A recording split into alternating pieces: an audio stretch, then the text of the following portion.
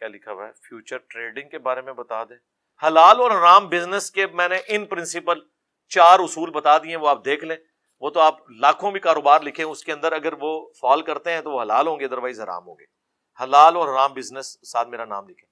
اگر کوئی شخص دین کے طریقے پر حکومت کرتا ہے تو اسے خلیفہ کا درجہ دیا جائے گا. کیوں نہیں دیا جائے گا؟ بالکل خلیفہ ہی ہوگا وہ. عمر بن عبدالعزیز مروان کا پوتا ہے, اور ہم اسے امیر المومنین اور رضی اللہ تعالیٰ عنہ علیہ السلام بھی کہتے ہیں.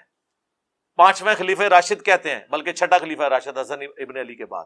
اور خلافت صرف 2.25 سال ہے, 99 ہجری سے 101 ہجری تک. اور اسلام کا پہلا مجدد کہتے ہیں. یہ وہ مجدد ہے جسے سنی اور شیعہ دونوں مجدد کہتے ہیں. یہ علیحدہ بات ہے, بتاتے نہیں کہ اس نے تجدید کون سی کی ہے. مجدد آ کے خرابیاں دور کرتا ہے نا. وہ گند جو صاف کیا ہے, کہتے ہیں نا انجینئر صاحب گند پہ بیٹھتے ہیں, تو عمر بن عبدالعزیز کس گند میں بیٹھ کے انہوں نے وہ گند صاف کیا تھا؟ بنو امیہ.